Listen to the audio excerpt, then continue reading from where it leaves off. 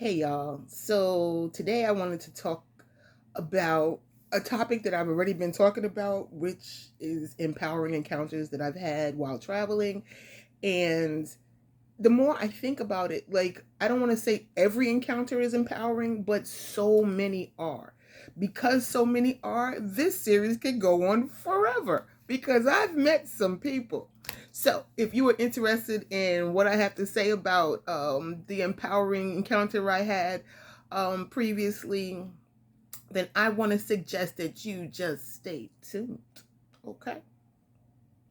Now, if it is your first time here, I just want to say welcome. You are so very welcome here. You don't know how it gives me strength to get up every day. Okay, maybe not every day, but how it gives me strength to get up when I can and make a video for you. You guys could be saving my life or at least giving my life some meaning. Okay? So, anyway, I thank you for that. And if you are returning, you know you're my fave. I don't even have to say it because you know it. I know you know you know. Okay? Everybody knows it. Everybody knows it. Anywho, thank you. Thank you for being here. So as I said, I wanted to talk about empowering encounters because I have met some unbelievable people. And I I struggle with, as I said, the idea of, should I say the person's name, or should I not, because I haven't been able to get in contact with them directly or whatever. But I feel really comfortable just using their initials, and I feel like then they'll recognize themselves anyway. So I feel like it's okay. I think it's more important that you get the gist of the story, to kind of have an idea about who these people are and kind of how they are, like, living their lives or whatever, that maybe you will take some inspiration or something from it. Or maybe even, how about this, you might take the whole concept of empowering encounters and apply it to your own life, and think about all those people who you've met over time that have inspired you, motivated you, have just made you feel like you could do anything, like you could jump so high you touch the sky, right? That kind of thing. So anyway, I want to talk to you today about, while I was in Colombia. So I don't know if I mentioned this before, but one of my favorite pastimes is cooking, right? And we know I'm passionate about travel. So who embodied these two things together? Anthony Bourdain. Okay? So God rest his soul. Anthony Bourdain was such an inspiration to me. So during a really serious flare that I had, fibromyalgia flare, which I've discussed before, I was watching Anthony Bourdain. I believe it was the No Reservations series, and he was in Colombia. Now, when I was in Peru, I had friends who had gone to Colombia, and I really wanted to go, but I didn't have the funds to do it, right? So it had always been my hope. Well, I see Anthony Bourdain on TV, and I'm like, hey, let me check it out. And I just go to my favorite Skyscanner and I check out to see, like, what would it cost for a flight, the cheapest flight to go from New York to Colombia. And when I looked, lo and behold, there was a one-way flight to Cartagena, and it was inexpensive. I believe at the time it was $180, and I was like, ah! I was so excited. So I had always wanted to go, and I said, why not? I had a few bucks. Not a lot. I had a few bucks, and I had a plan. I had a somewhat plan that was like, hey, I'm going to go, and then I will get there, and I will volunteer someplace, or I will teach English or something. I will do something in order to get me a roof over my head and a meal or two to eat a day, right? Like that was kind of where I was, right? But I just felt like I just needed to go. As I said, I feel really ill when I just the thought of being stuck, it hurts my heart. So anyway, I booked this ticket. I fly to Cartagena, and when I get off the plane, I am in love. First of all, I didn't realize how many, Afro Latinos there are in Colombia. Because previously, like when I had seen videos, there were a lot of, people who were more of probably Spanish descent. Um, not knocking those people, but I'm just saying, and I realized I had only been looking at places like Medellin and what was the other place? It's escaping me. Um, Bogota. So I was seeing a lot of people who, had, straight hair and, more Eurocentric features, right? Okay. So when I got off the plane in Cartagena and everybody looked like they was related to me, I was in shock. I was in shock. Okay. So anyway, I had booked a hostel because, that's how I do.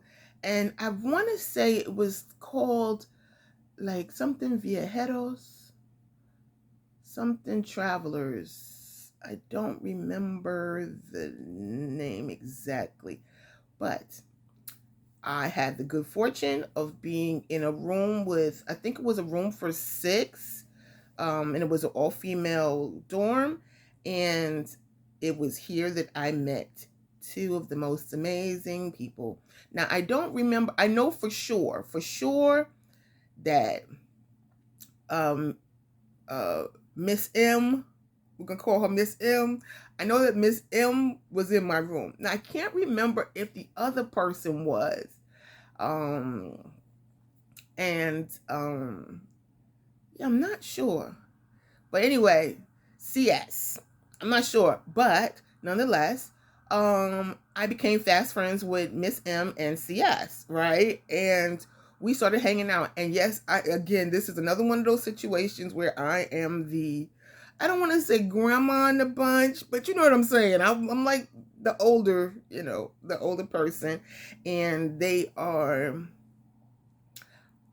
early 20s.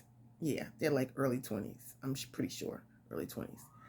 And although I haven't had the opportunity to see CS again outside of that experience in Colombia, we had an absolute blast, a ball. And if indeed I am able to get in contact with them, I am going to put photos of us in the community section of my channel. Okay.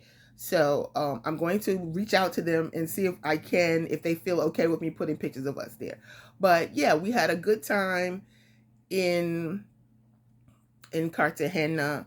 I totally enjoyed spending time with them, and they were amazing. So Miss M is CS is from the US. And Miss M was from London. Not London directly, but outside of London. Like, like maybe like a couple of hours, an hour or 2 outside. I can't remember exactly, but the place that I know that she has lived recently is fairly small, so I don't necessarily want to say where that place is, but not too far. Like, if she's catching a flight, she's catching it out of London. Let's just say that. And Miss M gets around. Now, let me just say this. Like, Miss M does the thing. Miss M is a solo traveler who has been to India a few times, who has been to a variety of places in South America, and has had some amazing adventures of her own. For sure. And we had this blast in Colombia, and we definitely kept in contact. I think that Miss M and CS did some additional travel in Colombia together. If I'm remembering correctly, I had ended up going on to Medellin and Guatapé while I was there. So we kind of parted ways in Cartagena. But another young lady, as a matter of fact, who we hung out with a little bit, who was a writer, also from the U.S. And she came to meet me in Medellin around my birthday. She was there around my birthday and came with me to a concert that another wonderful person, Diaz, no, well, DOS sort of, um, who I had met in Medellin.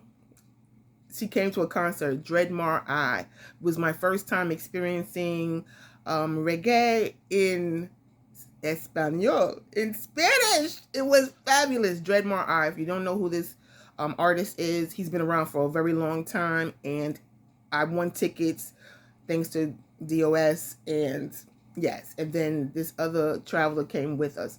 Anyway, I digress because that's what I do. But as I said, I went on to other places, and I eventually went to Cali, and then I took a bus into Ecuador. But again, I digress. Miss M and I definitely kept in contact, and we were fortunate enough, because we would check on each other from time to time, that one day I was actually transiting. I was in between. I think I was going to Kenya. I believe I was going to Kenya. Yes, I was going to Kenya, and Miss M was, oddly enough, I was in Ethiopia in the airport in Addis Ababa, and I don't know if I messaged her or she messaged me, and ironically enough, she was in Ethiopia. It was so strange. And so I was like, yeah, I'm headed to Kenya. And she said, I'm going to be going to Kenya. So I was like, well, alrighty then, we got to link up, which we did. We did link up, and we did have a chance to spend some time together. Then we, in like Nairobi-ish, Nairobi, and another part of central Kenya, and then we decided to take a trip down to the Masai Mara, and we stayed in a glamping, luxury tenting situation. The tent, the big tent, but it has a bathroom and all these other stuff, and you get all these meals prepared. And let me tell you, there was restaurant quality meals. It was fabulous. It was fine dining, but glamping style. It was amazing. Anyway, and we did that around her birthday, to celebrate her birthday. And Miss M, as I said, has done so much solo travel on her own, has traveled with a friend or two here or there, and has been an amazing inspiration. And I'm trying to remember, it's so funny, but I'm trying to remember if we did that before or after I visited her where she lives in England. Yeah, I can't remember exactly, because that's how the mind is, and bear with me, because the more important part is that I was so inspired by Miss M, because Miss M is a mess, but there was a story that Ms. M told that had us laughing for days. And if you're a female, you'll understand the whole Brazilian situation. But when they told this story, when I tell you, it had me on the floor, like I could not manage myself. I could not manage myself.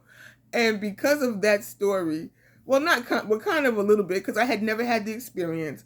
So I know this is just too much, but I for my birthday um while I was in Colombia, I did it. I tried it.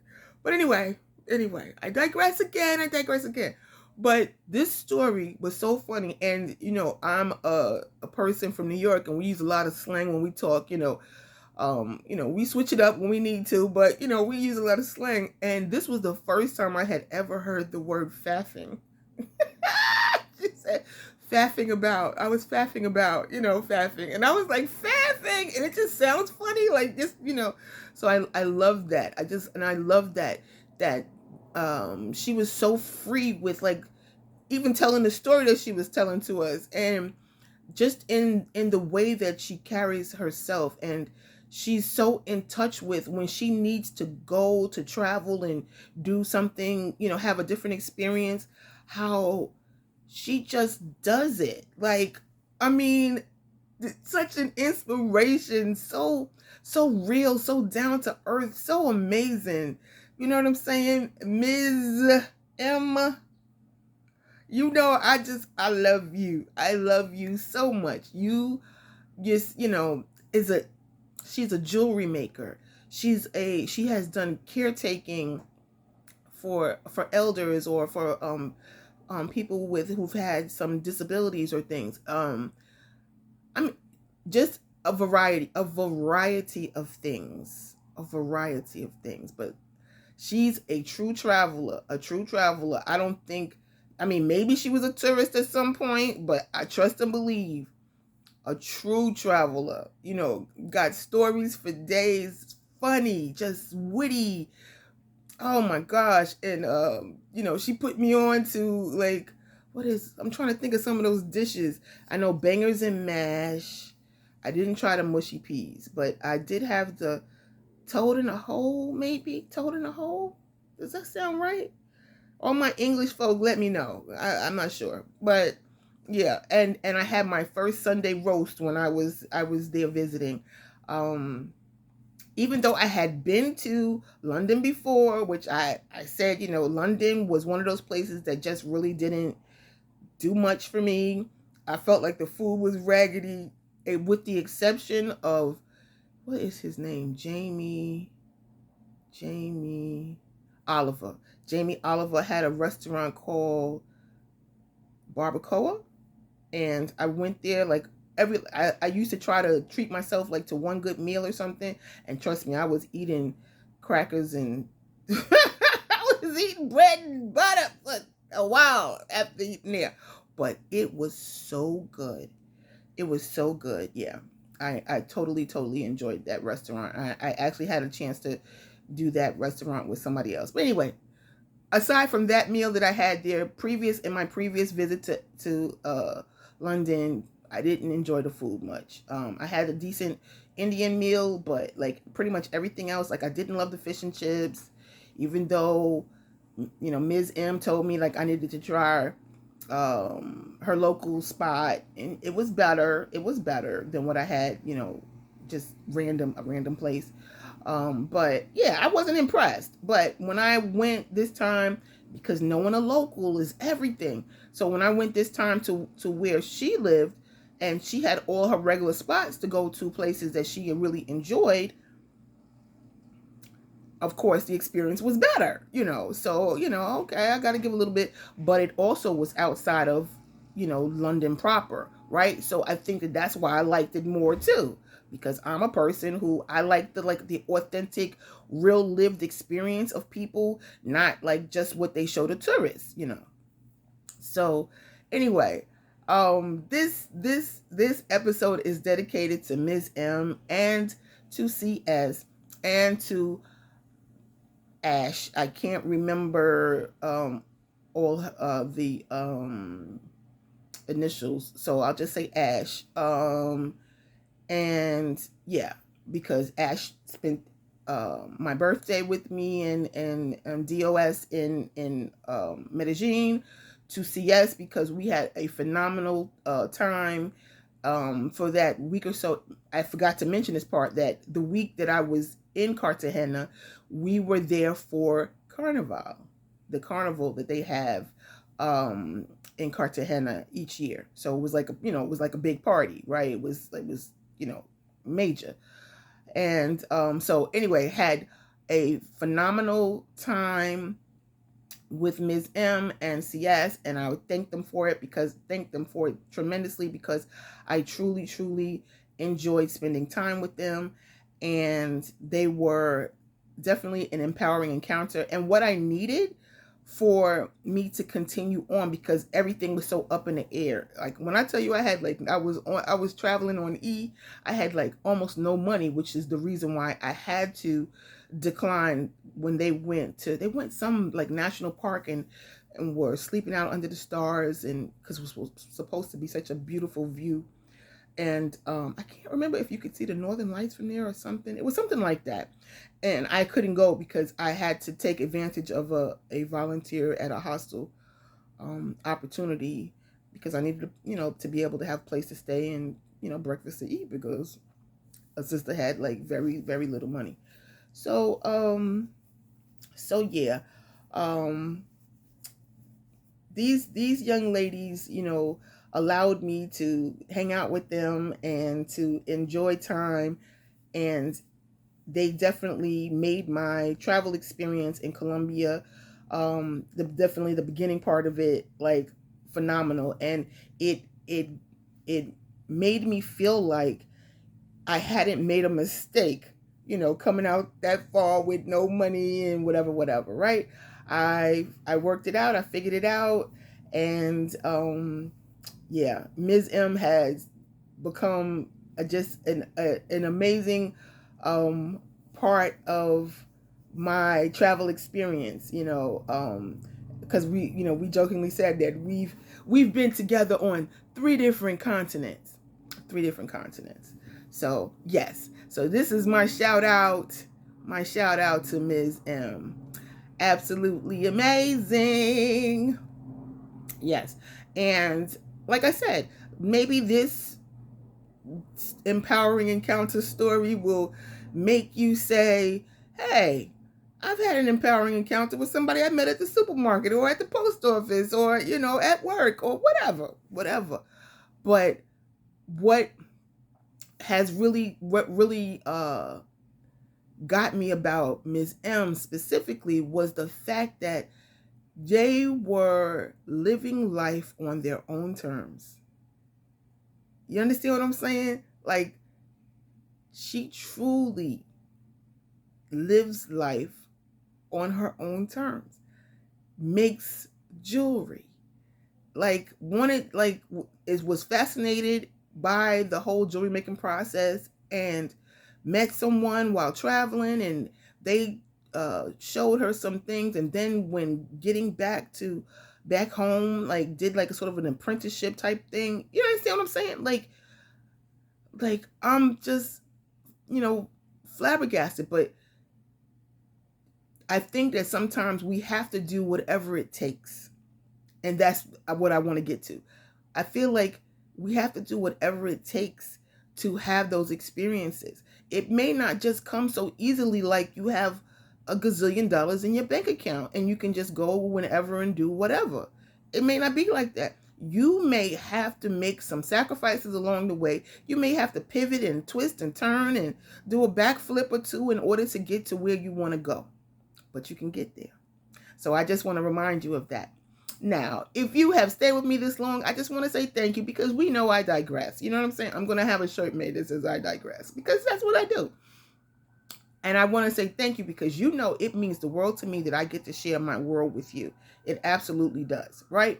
And I want to get to the business of YouTube, because Mr. Algo, last name Rhythm, just does not push my stuff forward enough. And I just believe everybody should have the benefit. Everybody should have the benefit of getting to hear empowering encounter stories, shouldn't they? Yes. So if you haven't done so already, please like this video. Please share your comments. Tell me about an empowering encounter you've had. And then share it with somebody else. Maybe somebody who's been empowering an encounter for you. or, has had empowering encounters that you've discussed previously. I'm just saying, it could work, right? All right. And then, by all means, if you haven't done so already, subscribe. That's right, subscribe. Okay, now that we've taken care of that business, I just want to remind you to do good and be better. Do good for more than just yourself. And be a better version of yourself today than you were yesterday, and be an even greater version tomorrow. Tomorrow's not promised. That's why you got to do your best today, okay? But if you get it tomorrow, definitely be a better version of yourself, okay? Any who's and any hows, I have enjoyed this opportunity to share time with you. It is indeed your most valuable currency that you get to spend only once, and I thank you for spending it with me. So, until next time, ciao for now.